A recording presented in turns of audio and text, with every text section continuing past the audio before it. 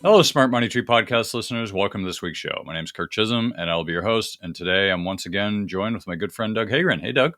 Hey, Kirk, how you doing today? I'm excited, by the way. You know what today is? December 1st. Do you know what that's the start of?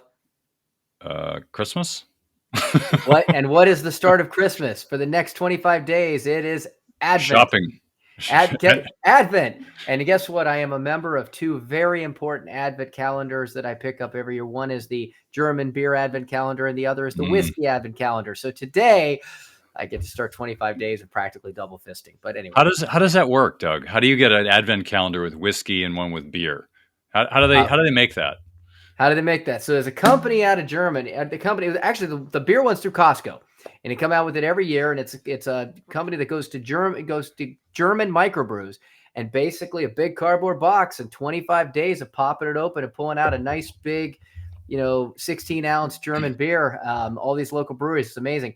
And then there's another one that just discovered this year that they're doing 25 days of little kind of 1 or 2 ounce bottles of different whiskeys around the world. I don't know what we're going to get into. I haven't done this one before. I think it's going to be scotches, bourbons. Hopefully, maybe it's Canadians. Hopefully we get a little Japanese whiskey in there for any of you connoisseurs out there. Japanese whiskey, some of the best by far in the world. So anyway, it's time to celebrate. May we all be festive. So I actually sent Craig, my business partner, Craig, one of those Advent calendars too. So next 25 days, we get something to celebrate every day. Well, now I know I fit in the hierarchy, Doug, because I didn't get one of those from you. So not yet. You're working on it, Kirk. Craig and I have been partners since working together since 2014. So a little more time here. A little more time. Okay. Yeah. All right. It took him almost a decade to earn it. So you're on pace.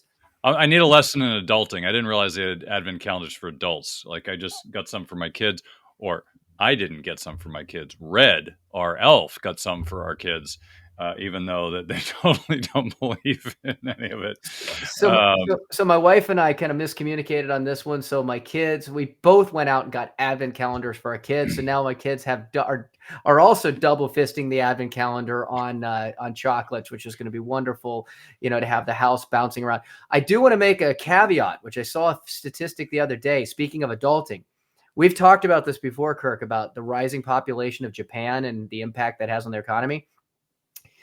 I saw something the other day that because of the declining youth population and baby population in Japan, they are just about to the point in which the sale of adult diapers is exceeding the sale of baby diapers.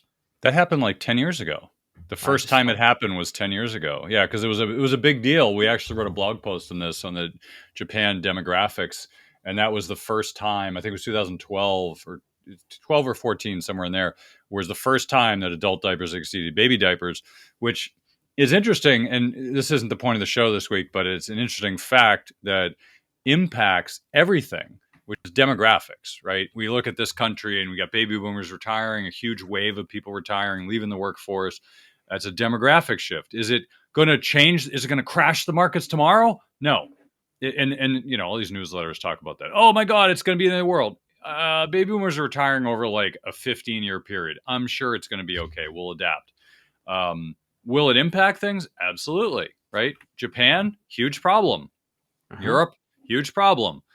China, not so much. Well, they were fine, and then they instituted their one-child policy, and now they actually got a real problem because now they got the problem that we have, which is they've got a generation of really big amount of populace. I forget what they call it, but you look at a Christmas tree and how it juts out and in and out and in. And some countries like Japan is one of them that has that. And there's some visuals, which I'll see if I can find one for the show, which show that, which the problem is in this country, baby boomers, huge generation, Gen X, like Doug and I, Gen X, small population. Then you get millennials, huge population because they're the kids of the baby boomers. And then the next one is smaller, and it doesn't stop because once you get that kind of that changeover, it's really hard to change the numbers. So really interesting stuff, though. So let's dive right in because we had a lot of updates come up recently, a lot of stuff in the news, and want to cover some of it.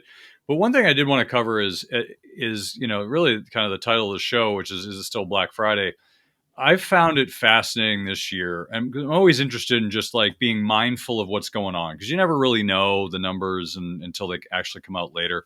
But I'm always kind of mindful, like what's going on. Well, in past years, Black Friday, Cyber Monday, it's a big deal. This year, Black Friday started the Monday before Thanksgiving, and it's still Black Friday. I'm still getting emails of Black Friday sales. Like, I'm pretty sure it's past Cyber Monday too, and they're still holding sales. And what's interesting is I think Amazon, which is one of the biggest retailers, if not the biggest at this point, not retailers, but retail shops, if you will, online. They have great numbers, obviously. And Walmart's another big one too. They have numbers which are indicative of what's going on. And so when you hear them come out and say, "Wow, we had great revenues," it's like, okay, how'd you get there? Like, because I saw a lot of deals, especially in the technology space and the information space, people were giving 70-80% off. So there's tech that I buy, and it was like, hey, we're having 80% off. I'm like, I guess I can buy another year. So if you think about that, how many people bought a year in advance, and so they're sitting all this extra cash, which is great, but that means that they don't make cash next year, right? It's like a credit card. It's like, hey, I can spend on shoes today that I don't have money for because I'll pay it back over to the next year. But that means that I'm not buying shoes for the next year because I've already bought them, but I don't know, my kid's a shoe fanatic, so he wants to buy shoes every week. But generally speaking, like, yeah, I bought my extra shoes. Like, personally, if I go and I see a sale, like, I'll buy like 5 pairs of shoes because my feet aren't growing anymore, and I'm not trendy. So I'm not buying out of trend, but not buying in trend. I'm buying like middle of the road, safe male attire that's always in favor and never in, never out. Like, I could buy 5 sets and I never have to buy them again, right? Because I just go through them and just get the next pair. And so when you do that with credit cards or with sales, especially technology, like, these companies aren't going to make money for the next year. So what are they going to do? And so what's fascinating is thinking about the dynamics of how this is going to play out in the future revenues. Is I think you're going to see a lot of struggling over the next 90 days. I don't know how the holiday season is going to pan out. I know that a lot of people are struggling. They have a lot less money to buy stuff. I know my kids are getting to an age where they don't, like, my son's like, I have 3 things on my list and one of them's really expensive and you guys don't want to buy it for me. So, like, I don't want anything. I'm like, whatever, I'll just give you some money. I don't care. Like, if that's what you really want, fine, spend on whatever you want. But ultimately, I think people are getting to a point where their ability to spend is getting curtailed significantly, which ultimately means that the retail economy is going to slow down. And it's not that, I mean, we're consumers as a nation. We're not going to stop spending, but we are going to spend less, not because we want to, but because we don't have a choice. If all my credit cards are maxed out and all my money is going to pay the 33% interest rates on my credit cards, I'm not going to be buying anything. So that's not today. Like, we're starting to see signs of that. And Doug will talk about some of those statistics as well. Like, we're just seeing signs of it, but it's going to get worse because all the prices of goods, we had this high inflation and it's slowed down, but the prices are still high. They're not coming down. And then you've got wages, which have come up a little bit, but not enough. And you have interest rates have gone through the roof. So if you're carrying any sort of balance, now all of a sudden you got to pay 33% interest. Just think about that. You have $1,000 on your credit card, right? Let's say you have $1,000 of balance on your credit card. How much of that do you have to pay each year? You have to pay $300 a year in interest. It used to be you're paying, $50 or whatever it is. Now you're paying $300, $350 a year in interest just to keep the balance, to go not going into default. Forget spending on anything else. That's crazy. And there's tons of people out there who are in that boat and they just I'm just going to default and go into bankruptcy. Like, it's not happening yet, but it's going to. You think of student loans. A lot of student loans, people are now allowed to file for bankruptcy to get rid of their student loans. Well, good for them. I think it was criminal that they didn't allow that before. I think it was beyond criminal. But now, at least that's allowed, which is great. Still, people should be paying back their debts because, you borrow money, you really should, or the economy doesn't function. But I get the problems. Like there's a small segment of population that just can't pay it back, and then they're done for the rest of their life, and that's not fair either. So that's why our system, our economic system, and I don't know who came up with this, but it was really brilliant. In the reason, there are many reasons, but one of the major reasons that our country works so well, and that we're such a bastion for capitalism, even though it's not really true capitalism, it's kind of crony capitalism, but taken at its core, capitalism, the reason it works so well, private property. Not every country has this, but when you have private property, people can buy stuff and they feel comfortable that it's mine. No one's going to take it away from me. I bought this house; it's mine. Or you have to pay your property taxes, but no one can take it away from you, right? Unless you don't pay your bills, right, and or whatever. But basically, it's yours, right? That's really important in a society. Another thing that's important is that as an economy, as a culture, we take a lot of risk, right? People, entrepreneurs, they take a risk. And the risk is they put up their money, they put up their reputation, and they could destroy their company. It could go to zero, and they lose their reputation and they lose their money. They're taking a risk on themselves, which I think is great. I think everybody should have that ability to do that. But the brilliance of capitalism, or at least in this country, is that we encourage that risk by saying, you know what, if you screw up and a company files for bankruptcy, that's okay. Within a period of time, it's going to go away. You can try again, right? All your credit, it goes through all the bankruptcies, foreclosures, whatever debt. If you default and all that stuff in 7 years, it all goes away. You can start fresh, right? That's a great thing about this country is that some countries, and I forget, my buddy went to live in Prague in a while, and he was telling me this story and how if you borrow money, you don't pay it back. They put you in prison until you can pay it back. Well, I don't know about you, but I'm not earning a lot of money while I'm in prison, so I don't know how you're going to pay that back in prison. But that's a system that does not encourage risk taking, right? Because if you take a risk and you fail, you're in jail. That's not an acceptable risk for taking a risk to grow a company. So generally speaking, this country encourages risk taking, and that risk taking has allowed us to grow this economy to the wonderful economy it is. Now, it's not perfect. I get that. That's not the point. But the point is that you look at all these tech companies. The reason that we're the entrepreneurial center of the world, and that all of the new tech and all the new inventions come out of the U.S. is because we encourage this risk taking. Now, some other countries, like there was a time where Japan wasn't great at innovation, but they were great at reinvention, or they're great at innovating existing inventions. Like they'll take the cars you're making, they'll make them better, right? And they'll make them more innovative. Like they were good at that, but not maybe creating from scratch. Like we were always great at creating from scratch because we encouraged that risk taking. So I think it's really important to recognize that as a part of the economy. And also, we talk about risk on the show a lot. We don't talk a lot about how it affects business owners. But it's important to recognize that, because if the economy is setting up right now so that I'm just drawing a blank on the word disencourages.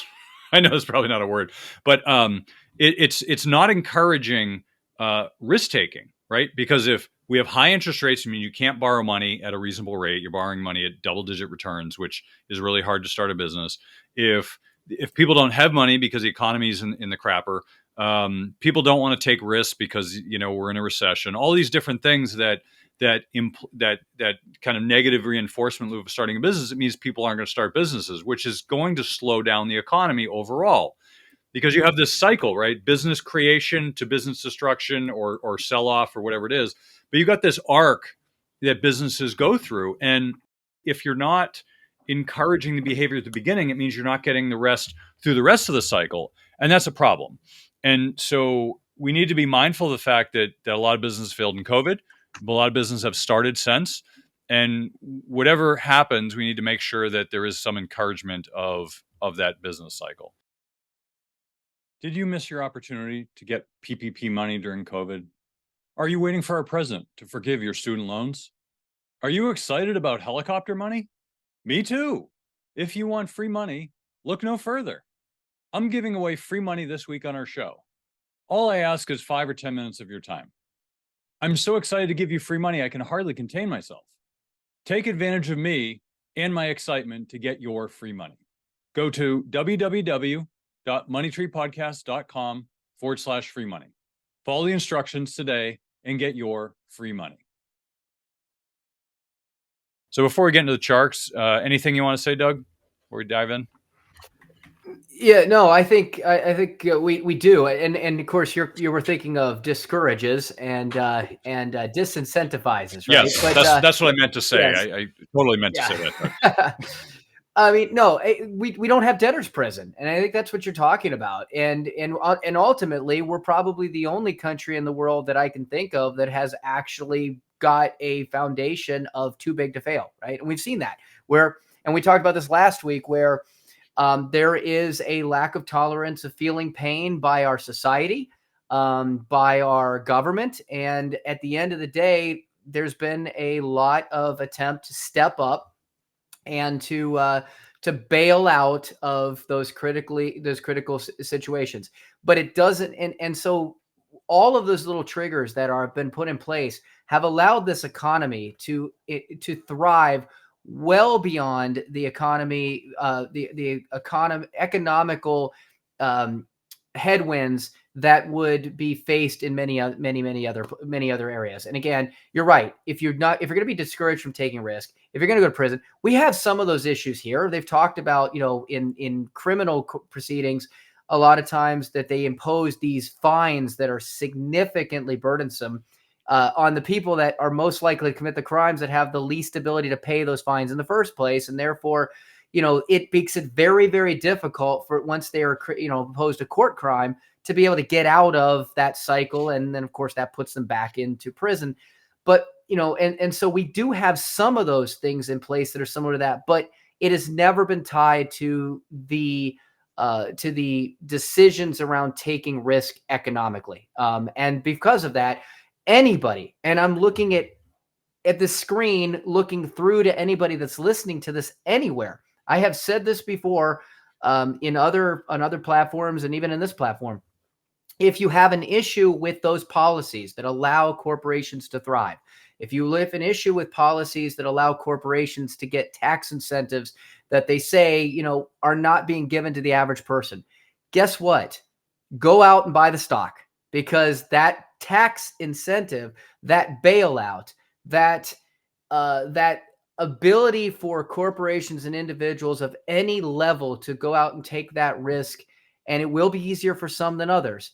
But I just saw something today where somebody who had very little was able to build a resort of 100 acres in Southeast Ohio. Again, the ability to go out and be able to accomplish that is open to everybody. Okay. And that is absolutely not the case in most places throughout the world. Not only are there going to be the pitfalls like debtor's prison, but just the things like caste systems, that where you're born into is where you will forever be. Thankfully, we do have a financial caste system here, but anybody can elevate out of that caste system into another by taking the risks and having the rewards of financial success. Yeah. So I want to talk about a topic, and then we're going to dive into some of the charts again. So I wanted to talk a little bit about this. We talked last time about the forgotten lessons of 2008 from Seth Klarman. And I want to kind of reiterate each of these lessons each week, because I think that each one of them will rehash some of the problems because we forgot, because they haven't happened in 14 years. And so it makes sense to kind of review those to make sure they're fresh in our heads. Because if we do go into recession next year, which a lot of people are predicting, it's hard to predict a recession at this point. Although all the signs I'm seeing predict right around May, it should give or take a little bit, should be right around when we start to see it. So you should be prepared for that. Whether it happens or not is irrelevant. You should always be prepared. But here, let's talk about the second lesson, because it brings up a big point. So when excesses such as lax lending standards become widespread and persist for some time, people are lulled into a false sense of security, creating an even more dangerous situation. In some cases, excesses migrate beyond regional and national borders, raising the ante for investors and governments. These excesses will eventually end, triggering a crisis, at least in proportion to the degree of the excesses. correlations between asset classes may become surprisingly high when leverage rapidly unwinds. Okay, let me break this apart because there's actually a few lessons here. So first of all, we remember, most people who were around then remember the banking crisis of 2008. Lax lending standards become widespread and persist for some time. Yeah, they were terrible. Ninja loans. I mean, it was awful. It was the Big Short movie was based around this. Nobody knew where the excesses were, which is part of it. You know, it kind of gets into beyond national borders. You had countries like Iceland buying crappy debt. I mean, it was ridiculous. The whole world imploded because everyone just assumed that risk didn't matter anymore because the U.S. was able to sell their bank / real estate related debt around the world, and everyone got harmed by it. So, that's a good example of a global crisis because everyone just assumed that real estate always goes up. Now, eventually it ends, as it did, triggered a crisis to the degree of its excesses. Well, those excesses were massive.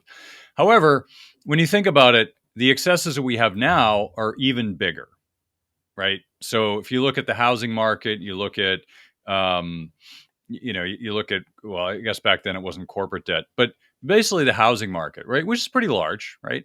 But now we're talking about sovereign debt crisis. We're talking about corporate bond crisis, high yield bond crisis. We're talking about the fixed income market, which has gone from close to 0% up to 5 or 8%, depending on which market we're talking about.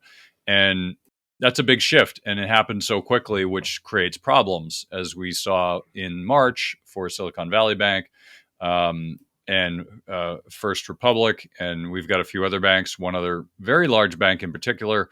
I'm going to share a chart in a minute, and I'm not going to name it because I don't want to be the perpetrator of a bank run, but basically you can figure it out for yourself just by looking at it. So I'm just going to share it while I'm talking. So if you look at some of these challenges that banks had, now I don't think banks have the same problem that they had for effectively for the real estate crisis in 2008. That was a very different kind of crisis. Banks now, some banks, not all of them, some banks have a bigger problem right now, which has to do with, oddly enough, the core of what they do. So, lending money out to on real estate is core to what they do. And obviously some banks did it well and some banks didn't. But core to risk management of a bank, this isn't some sort of esoteric product. This is literally the core of what they do. They take in assets in the short term and they pay a certain amount in the short term and then they lend it out long term. So they'll take your $1,000, they'll take your $100,000 at, they'll give you 1%, right? So they give you $1,000 a year, and then they'll go take that 100,000 that you gave them, and they'll go buy a 2% 10-year bond, right? So they'll basically make $1,000 spread on that difference. Now, all else being equal, if everything's normal, that's fine. They make money that way. The problem is when they give you 0% on your money, and at the same time they're lending it out, or they're buying securities in the neighborhood of 1%, and now those securities are trading at 5%, and you're still giving them 0% interest. At some point in time, people wake up and say, I'm getting 0% on my bank money. I can get 5.5% in treasuries or money markets. I'm going to pull all my cash out and put it into treasuries or money market. Well, what happens? Well, now this bank that's made this terrible decision has to sell the securities that were at 2% and now they're at 5%, means they lost a huge chunk of money, let's say 33% of the money. So instead of 100,000, now they've only got 66,000, but they still have to give back 100,000. So what they do is they say, all right, we're going to give you back your 100,000, but now we can't sell 100,000 of their securities. We have to sell 100 and whatever it is, 130, 150, right? 100, yeah. So you have to sell 150,000 of securities, right? Because we're going to lose money on that, which means we'll have 100,000 to give out. So basically, you'll lose 50,000, right? So that is one example of what has to happen if people start pulling their money out. So these banks, one in particular, which is very high in the list, is in a very precarious position, where they've got the largest, one of the largest positions, portion of their securities. HTM Securities, by the way, is held to maturity. It kind of encompasses this, but basically they're buying long dated treasuries, and they have to sit on these things, so they have to sell them at a loss if people pull their money out. They don't want to do this, but at some point they might have to. So if people start pulling their money out, it's going to be a problem. And this isn't just this one bank. All banks have the same problem. But if you look in the rest of the list, there are some banks which are perfectly fine, right?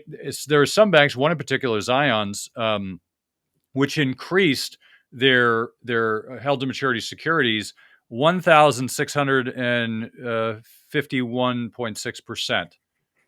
Now I look at that and say, what the heck is that? Well, here's a bank that's smart. Okay, because what they did was they just exponentially grew their portfolio at a time when they're getting 5% on the long date. So they're smart. They decided, hey, we're going to hang out in the short end. We won't make as much money, but now that's on the long end, now we can make a ton of money because it's at 5%, and we're going to be okay. This is the exact opposite what Janet Yellen did when she was in charge. She, instead of borrowing money in the 30-year rate at 1.5%, she decided to borrow at the short end, and now we've got, I don't know, 40, 50% of our treasuries coming due in the next 12 months, and we're up the creek without a paddle. So the banks are in a very precarious position. So when you think about the excesses, and this one bank in particular is one of, if not the largest bank out there, and that's a problem, right? Now, it's not, as you look at this list, it's not all banks, right? I want to be very clear. Not all banks have a problem. So it's not going to be a systemic problem in the banking sector. There will be a handful of banks which will have problems, probably in the regional side, maybe 1 to 3 banks on the larger side, but on the regional side, it'll be less of a problem. There might be some here and there. The big problem is going to be in sovereign debt. Is how's that going to work, right? We talked about in the show and how China is selling they're not renewing their U.S. debt securities. They might be just letting them roll off.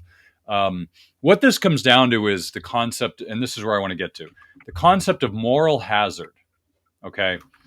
Now, the one last piece before I get into that, which Seth had mentioned, was correlations become asset classes between asset classes become surprisingly high, which means 2008 is a good example. If you remember 2008, virtually everything was down 38.5% within a few percentage points. Everything. I mean, gold, bonds, stock, everything was down, right? And which is odd because that shouldn't happen.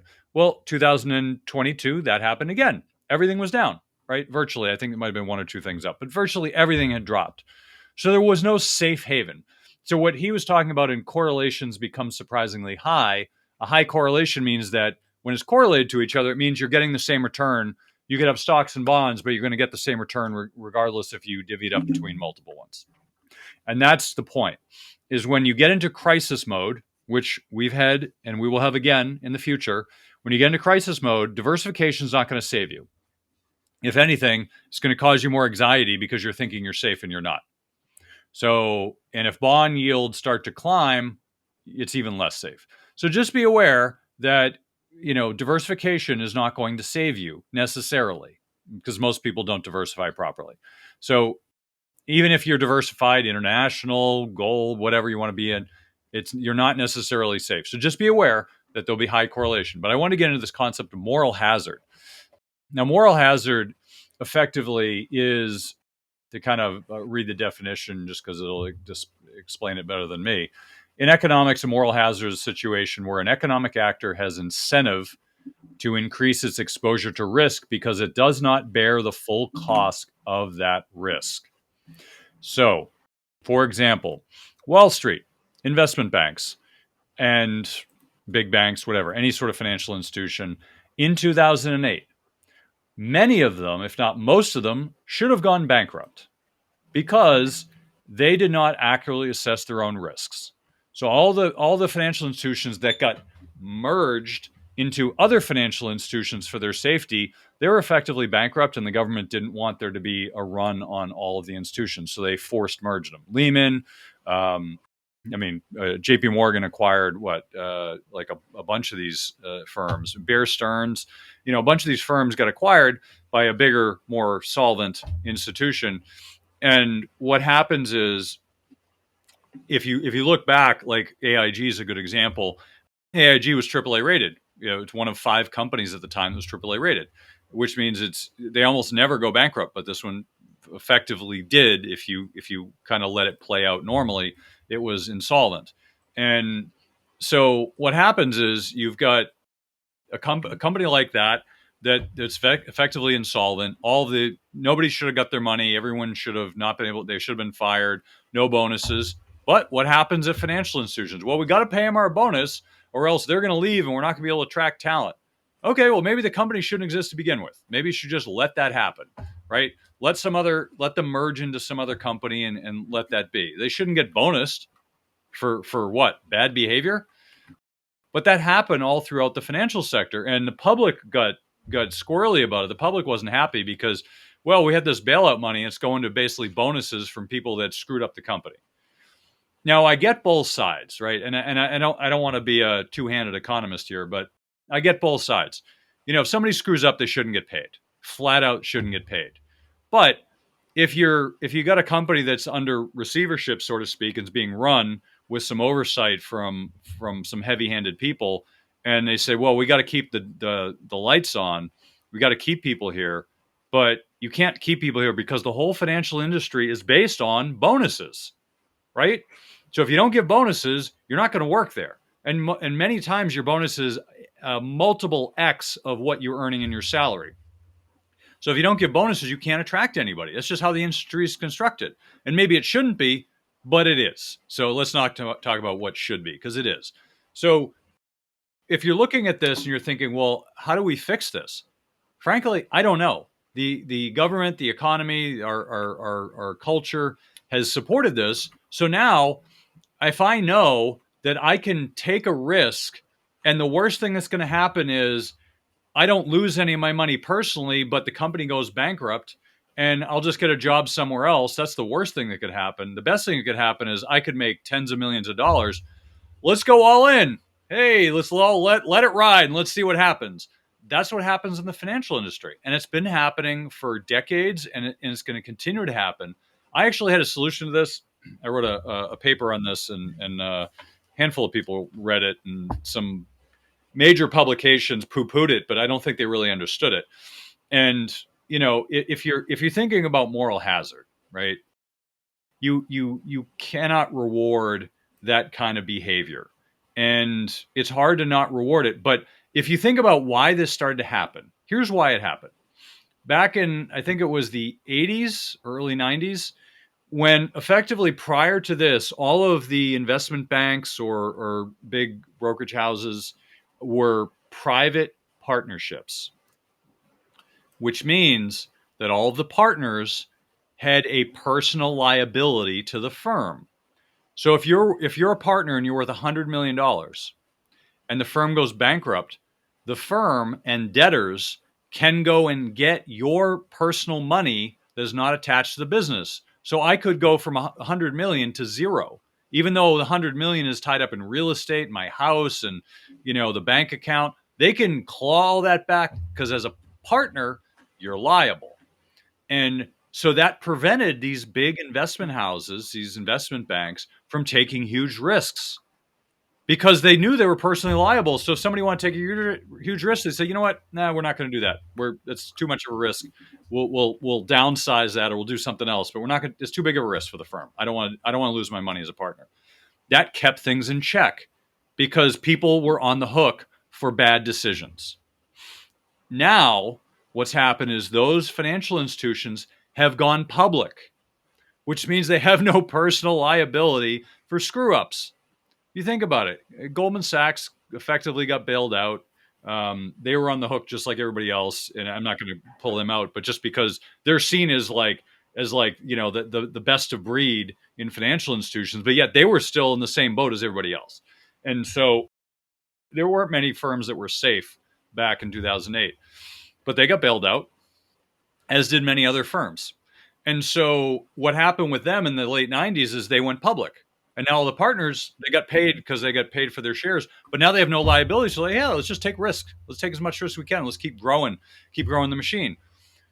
That's why the financial industry is screwed up, and it's only going to be cleaned up if we go back to that private partnership model, where people are liable for their decisions, and that means that they will make good decisions because they know that they're on the hook. Silicon Valley Bank, they effectively had risk takers, risk mitigators, or risk officers that were supposed to protect against this. The one core purpose of a risk officer is to protect against stupid risk, and they weren't doing their job. We made fun of them on the show. We even pulled out some names, but these people. Amongst sitting on the Federal Reserve Board and being in those meetings, listening to exactly what was going to come 6 months later in the interest rates. But I digress. Exactly. So anyway, I'm going to wrap up and give Doug a shot here. So, but the point is that is a really important element to understand is moral hazard. And when we encourage that in our system and we reward it, it means we get more of it. And that's the whole point of moral hazard, is you create a system that rewards bad behavior. So then I take a lot of risk and I do something stupid, but then I get bailed out. So next time I'm going to take more risk because, hey, I'm getting bailed out. Let's do 10 times as much this time. Next time, let's do 100 times. Let's keep going because we'll keep getting bailed out. And the government's like, I don't understand why this keeps happening. I wonder. Maybe it's incentives.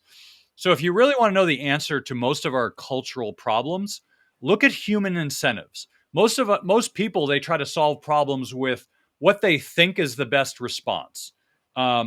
The Democrats have this in one place, the Republicans have it in another way. So they both have their version of this. But the reality is we look at it, we're like, this is a problem. We need to solve it. And here's how we're going to solve it. Does it line up with human incentives and behavior? If it doesn't, it's a bad solution because it'll never stick.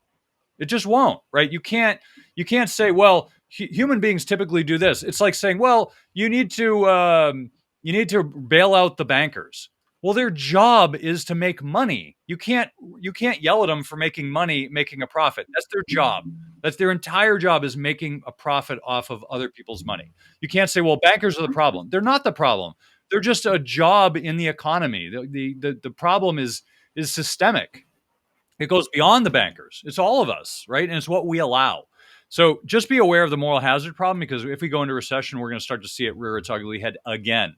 And you're going to start to see things come into the forefront. And the big automakers that got bailed out, which still, to me, I just shake my head at the travesty of Obama destroying contract law by giving these institutions to the unions, which I get, as a politician, I get why he did it. But it's like, they should have given the whole company to the unions. Let them figure it out themselves, right? They'll figure out capitalism pretty quick. But I think we have to understand that this is going to come. And so as an investor, here's the takeaway. I'm going to give it to Doug. The takeaway is, as an investor, you have to realize that this exists, and you have to think about, do I want to be on the other end of owning an automaker that gets bailed out and all the equity and all the debt and the preferreds is given to the unions instead of me, the rightful shareholder or owner of the debt, and I'm just going to give it all to them? Do I want to be on the other side of that, or do I want to be sitting on the sidelines waiting for that to happen and then jump in? Because the best investment you could have made in the automakers was actually after the bailout, because there was no risk. They took all the debt away, so there's no risk. So everyone was bidding up the price of the stocks, of the debt. It was great because they'd taken all the risk away. But you want to be on the other side of that, not now. So just I'm picking on the automakers, but because of 2008. But the risk is everywhere. It's not the automakers. So Doug, thoughts on moral hazard? What do you want to discuss here? I mean, you've said it all on that aspect. I mean, it makes me think. I just got finished. Watching the show on Netflix. The name's not coming to me, about the opioid crisis and the Sacklers. We've seen the same thing in so many different areas. I mean, basically here is they took a huge risk. They made billions of dollars on what would they get? They're bankrupt, right? But the family still got billions of dollars. It was totally worth it. Painkiller. Thank you. At the end of the day, too, if you go back to 2008, you talked about how these partners used to have a personal stake in the outcome. The other thing that they also used to do is have a separation of investment banking and retail banking. And guess what? Once they relaxed on some of those regulations, I think we've talked about this before. I don't have this. I know we talked about it before. I don't have this in front of me, but it was only a matter of 5 years later that we had our first massive bank crisis, because once again, they were given all the opportunity to be able to go out and be greedy without any of the personal stake and the lack. And listen, I'll say it. I am cautious when it comes to regulation, right? There are certain times that regulation just makes sense. I'm not a fan of intense regulation. FAA is nice. When I'm at 30,000 feet in the air, it's nice to know that somebody's paying attention to safety. I don't know. Might just be me, right? So there are places in which regulation makes sense. We had lots more issues with air disasters after they deregulated, and lots of other issues that came from that. They've cleaned some of that up. But once again, this is something that, it's deja vu all over again, right? We're going to continue to see these types of things. And that's why you have to be able to take precaution, and you have to prepare, and you have to kind of see through that haze to recognize that, once again, when things start to become too heated, too escalated, that there's just too much easy money being made. Eventually that's probably going to be some level of moral hazard that is being ignored in that equation. And you're going to have to be cautious, take care of yourself. And that's why we always talk about manage risk. It's always there, but eventually we don't know when, but when it does occur, you have to ask yourself, have you prepared yourself for that moment? Cool. All right, so let's dive into some charts here, and we'll with a lot of interesting stuff. So Doug was nice enough to send me a bunch of charts this week. He's been on a roll, so I'm going to get to some of those.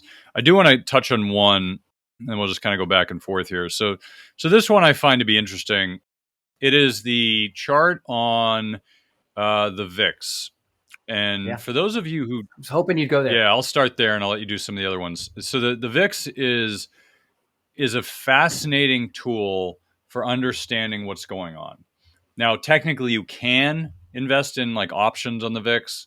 The VIX is basically a derivative. So if you're buying options in the VIX, you're basically buying a derivative of a derivative, which is never a good thing when you think about the financial crisis in 2008. But think of it this way. It's a good marker for a tool. Now, look at this. So 2020, it reached a high of 85. This was, I think, the highest point. It either mirrored the highest point or was the highest point. I think the highest point prior to that was 80, but anyway, it was right around there. And that was in the whole world shut down globally. So yes, as a volatility index, I think that was great. Subsequently, things have come down a lot. Now, if you look at it, what you should note is relative to other things, where is it trading? Because in the past, and this is actually, if you go back a few decades, I think the low is maybe in the 6s or 7s. It was a lot lower.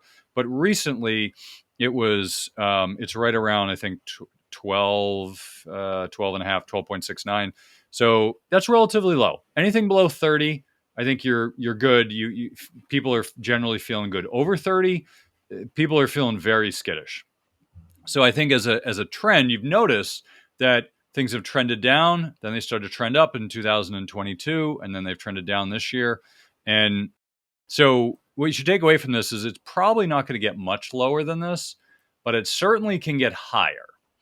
And I bring this up because this gets into my thesis of, the rest of this year, we could very well see the stock market bump up in this next month, because it typically does, maybe even in January, because January also tends to be a strong month.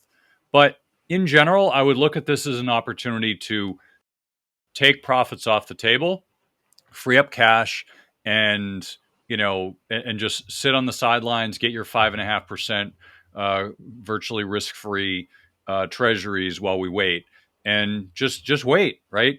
Oh God, I wish I had that extra 10% return off that tech stock. We could always say we wish that, but I think we all wish that we weren't in the market in 2022 and the market crashed too, right? So you got to think about things holistically. Like, is this a good time to be invested, or is this time to get out? Well, if in this month it appears this month's going to be a strong month, so there's nothing wrong with making a little profit while you can in this month, but just be very aware. You got to be nimble and be aware to take profits off the table, because no one really says this, but it's very interesting that at the end of the quarter or the end of the month are really good times where the market tends to turn. So January 2nd, December 31st is a good turning point. 2022, perfect example. Everything was fine in 2021. January 2nd or 3rd, whatever the first day was, all of a sudden it was a disaster and just kept going down for the whole quarter. What happened? Oh, what happened on January 3rd? Nothing happened. It was because the end of the year, people had a certain portfolio image they had to portray, and then they had to sell out because they wanted to get out before the bonds. To me, it's nonsensical, but that's how the markets work. So just understand there are turning points, and we are coming up to a turning point in the next month where people might say, you know what, now's a good time to do year-end tax loss selling, year-end tax loss gains, although most people, if you got gains, you push them off another month into January. But if you're doing that management, then now's a good time to think about how can you shuffle around your portfolio advantageously. Like look at crypto last year. The best time to buy crypto is December 31st, because it just shot to the moon after that, and it was beaten up. It was down like 70 some odd percent in 2022. So just understand that there are some turning points that you should be mindful of, and those turning points can help you increase your portfolio returns. And the VIX is a good indicator of that. Doug? Yeah, and again, not to give predictions on the VIX, but and so I'm not going to throw any specific numbers down here. And if you want to go back and do your own research, feel free. But there tends to be a pretty solid pattern on the VIX historically of when it hits certain levels, the markets tend to reverse, okay, and go the other direction. And it can give you some sort of an indication of kind of when to take some caution or when to be opportunistic. And it has shown a pretty good pattern there.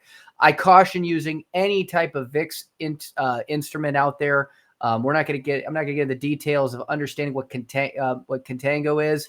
But ultimately, because of the fact that you're dealing with futures, just holding on to something that, to an instrument that deals with contango, you could lose money just by nothing happening. So, and actually declining of value as those futures reset. So I know some people will try to trade the VIX out there and trying to use this volatility.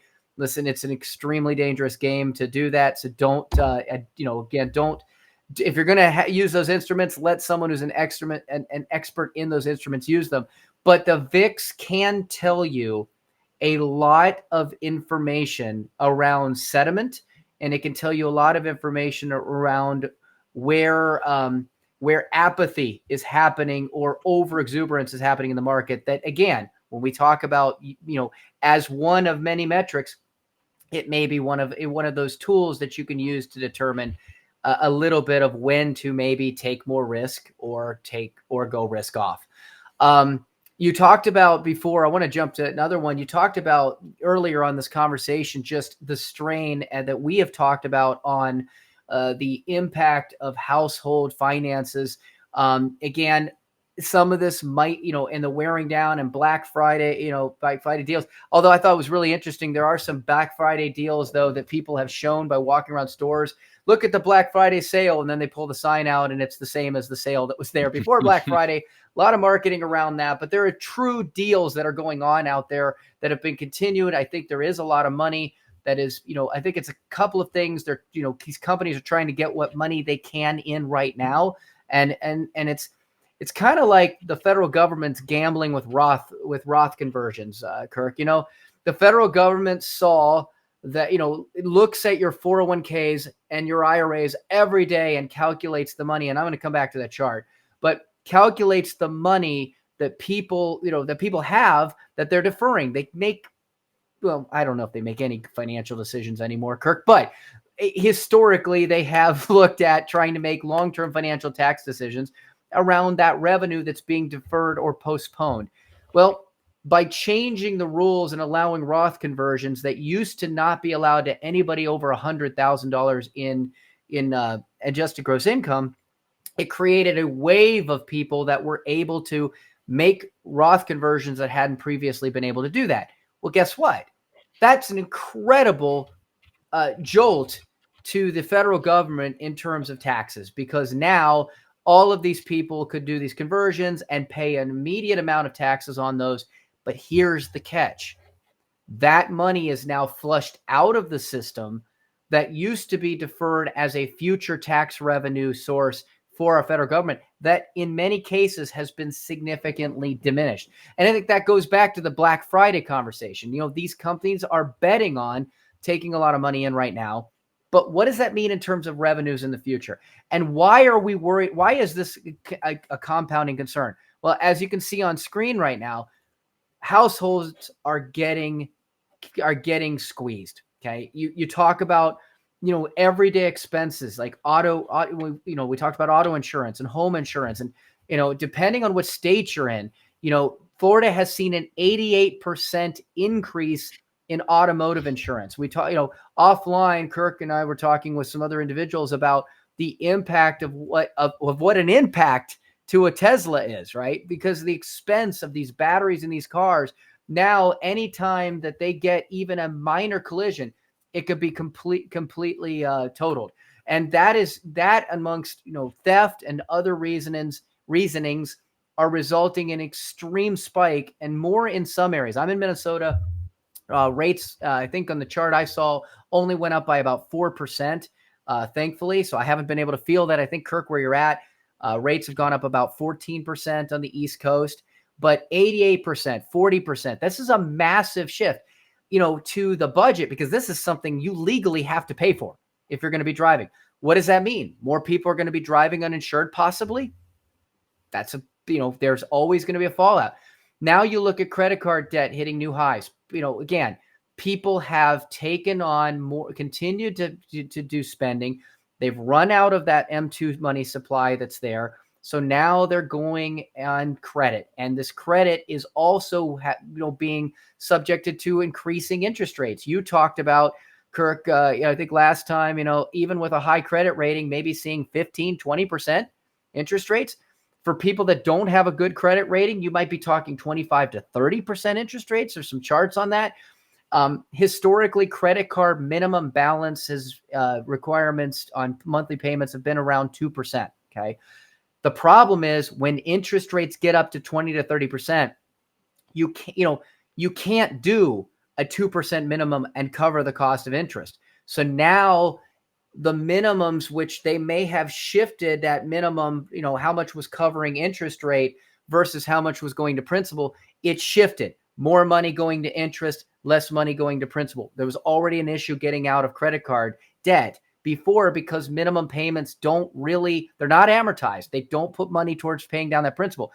Now the problem is as interest rates have gone up, the minimum historic calculation of, say, 2% of the balance per year divided by months no longer covers the interest. So now people who have taken on a greater amount of balance are not only seeing that, it's not just 2% of the balance, it's more than that. And it's all going to interest. We just passed $1 trillion in credit card balances. And again, this doesn't go away unless you have one of three things happen. You pay it down, bankruptcy, or other types of loan forgiveness, or you get some windfall from Uncle Fester that comes in. And guess what? There's a lot of people, I think, are living off that type of hope. If you go back to the other chart that you had up, Kirk, I think was the personal spending cooling. Okay.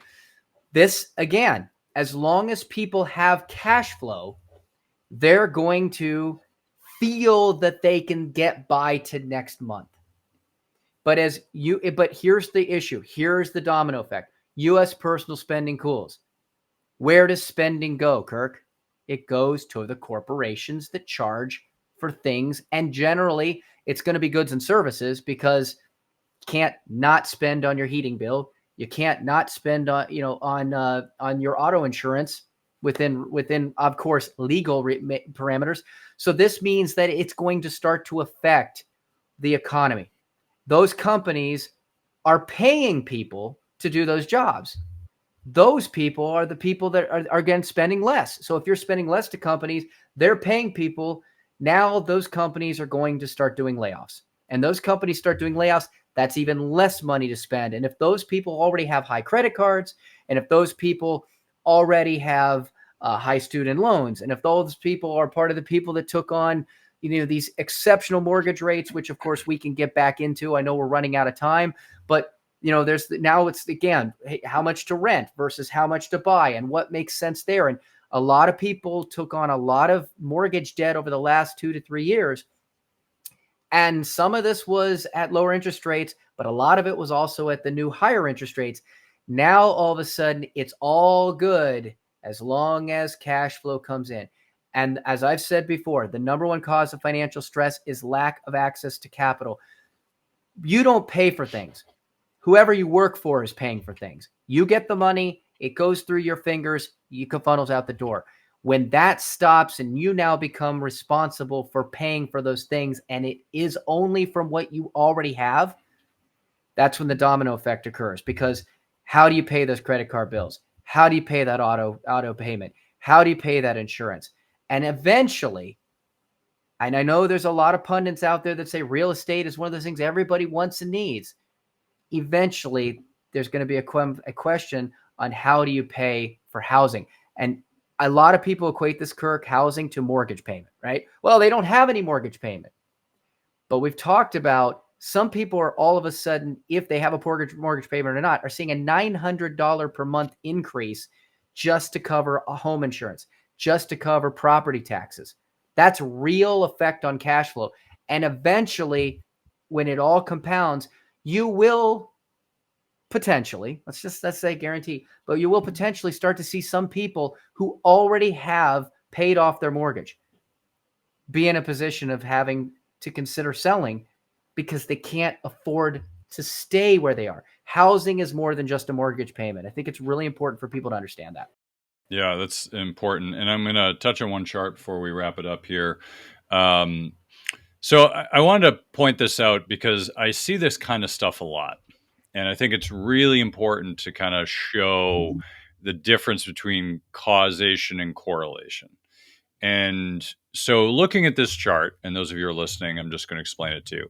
This is a combination. It shows the federal funds effective rate, basically the Fed funds rate, and then it shows the stock market overlaid above. And what they're trying to show is that every time the Fed pivots, meaning going from raising rates to dropping rate, right? Every time that pivot happens, it causes the stock market to crash, right? The majority of the stock of the decline in bear markets occurred after the Fed's pivot is the wording. Now, I see this stuff a lot, and I want to point this out because it's so important that we all get manipulated by this. And until you really see it, once you see it, you won't be able to unsee it. And that's why I'm trying to educate everybody here. So you look back since the 60s, it says, all right, 1969, the Fed pivots, meaning they went from raising rates to lowering rates, and then the stock market dropped 36%. 73 dropped 48%, 27% in 81, 51% in 2000, 2007, 58%, in 2019, 35%. Now, if I'm looking at this, right, let's just take this on its face value. Wow, it says every time the Fed decides to lower rates, the stock market is going to crash. So the Fed shouldn't be lowering rates. Like, that's the conclusion you're supposed to draw from that? It's ridiculous. How about a different conclusion, which they don't show, which is the Fed was raising rates, which caused the recession, right? Because anytime you're raising rates, it's basically trying to shrink the economy, through the lifeblood of the economy, which is debt and credit and all those things. So you're trying to shrink the economy, right? So raising rates does that. It slows down the economy, as Powell calls it, demand destruction. But basically, you're pushing the economy into recession. So you're raising rates to do that, right? And slow down inflation, which was a big part of this, right? In the early 80s, late 70s, it was about slowing down inflation. That's why they raised it so much. Which also should cause a recession, right? Because if I'm a business and I'm borrowing at 5% and I got to borrow at 20%, well, I can't borrow at 20, which means I can't use that money and I can't expand. Thus, the economy shrinks or doesn't expand. So when people talk about like, well, as soon as the Fed pivots, that's when the recession is going to happen. I disagree. I think that the recession happens because of the raising of rates. And then sometime after that, 6 months to 2 years, depends on the recession. Sometime after that, that is when the recession happens. And the Fed sees these signs and they say, all right, we need to start lowering rates. Like think of 2000, right? I remember 2000. And I remember that everyone knew it was like a bubble. Like there was no question that it was a bubble. And the Fed kept raising rates. And people were like, what are you doing, Greenspan? Why are you raising rates? That's ridiculous. You're trying to slow down the party.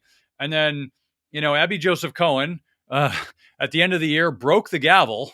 She was gaveling. She broke the gavel as if that wasn't a sign. There were signs everywhere, right? And I'm just saying this in tongue in cheek because we all notice the signs after, but not before, because they're not really signs. They're just coincidences. But if you're looking at this and you're saying, hey, 2000 was an example. Okay, well, I think it was kind of obvious it was a turning point, and we had 4 months really to get out, from January to April before we really started to go down. But if you thought it was a bubble, and then the Fed realized at some point, hey, things are starting to cool. We better lower rates, and they lowered rates really quickly. One time, I forget when, they even lowered between meetings. I don't know if this is the first time it ever happened, but it wasn't at a traditional meeting. They just decided to lower rates just out of the blue. Because they felt like, I don't want to wait. I want to do it now. And so they dropped rates really low down to whatever, close to zero, relatively quickly. And then the market crashed right around the same time. It wasn't zero. Maybe it was like 2% or something. But anyway, the point is lowering rates doesn't cause the crash. Raising rates causes a slowdown of the economy, which our economy is designed to crash. It's not designed to slow down. Like other countries, it slows down. In our country, it doesn't really, because our system is so set up that way. And it's a different episode. But basically, it would cause a crash. And then we say, oh, we got to bail them out, so let's lower rates. Well, they lower rates after they've already seen the signs. So the lowering of the rates doesn't cause the economy to crash. Raising rates causes it to crash. Lowering rates, it tries to ease it, but lowering rates doesn't affect it right away. It takes time, right? So if you look at 2008, they lowered rates pretty quickly, but it still kept crashing, right, until early 2009. Eventually, it came back because they were doing other things. Look at many instances of this. It's just not how it works, right? So just understand that charts like this you're going to see all the time, and it's saying, oh, look at this it's a correlation, not a causation. So don't draw a conclusion to it. And it says 2023 Fed pivots. Obviously this is earlier than that, but obviously they're not pivoting, and they said they're not for the next year. So does that mean we're not going to have a recession? I don't know. Maybe we will, but I can be fairly confident, although I think this time's different, and I hate saying that word because it's always a bad sign. But if you think about what's going to happen if we go into a massive recession, is the Fed going to lower rates? Well, by history, I would say yes.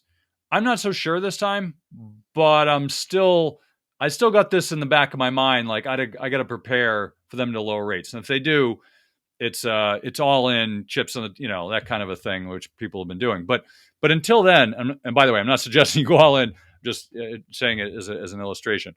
But basically, if they keep rates high, then it's going to just continue the demand destruction, as they call it, until a point when they need to lower rates to stimulate the economy again. Then the economy will pick back up and bounce again. So just be aware. I just thought this chart was really interesting and just wanted to share it with everybody. So, Doug, where can people find more about you? Hey, muted. Sorry. Check us out at ProCollegePlanners.com. Download the updated numbers for the 2023-2024 school year, college funding, college planning. I know if you're out there with children, and if you're out there with children that are going to be going to college, and especially if you've got children in high school, you can't afford not to have this information. I know you have worries about the cost because you're like everybody else we talk to. I know you think that college has gotten too expensive. I know you want your child to be happy. I know you want them to have a degree that's going to be valuable and walk off stage on Friday into a job on Monday. Listen, don't do this alone. I mean, what does the debt clock say, Kirk? There's over a trillion, almost $1 trillion, if not over $1 trillion in college debt out there. You mentioned you can get rid of it through bankruptcy. I assure you it's not easy. A lot of families are facing this. Heck, If you've got the money to pay for college, do you really want to just give your money away and have them fleece you, or do you want to find a better way to pay? Start now. Find out some information. If you have any questions, give us a call or email us at info@procollegeplanners.com. Great. Well, Doug, appreciate you coming on the show once again. That's the show for this week. Thank you again for joining us on Money Tree Investing Podcast. My name's Kirk Chisholm, Wealth Manager of Innovative Advisor Group. We don't just manage your wealth, we make your life better. You can find more about me at innovativewealth.com. And of course, you can find me every week here on this show. You can also check out our show at Money Tree Investing Podcast. On our website, you'll have access to the show notes, resources, and the archive shows. Please remember to subscribe on our YouTube channel for immediate access to the new shows when they're released. When you subscribe to the show, it allows us to get access to some of the top minds of investing in personal finance. While you're here, please leave a comment and question if you want us to address it on the show. Have a great week ahead, and remember, no one will care about your money like you do, so invest in your life.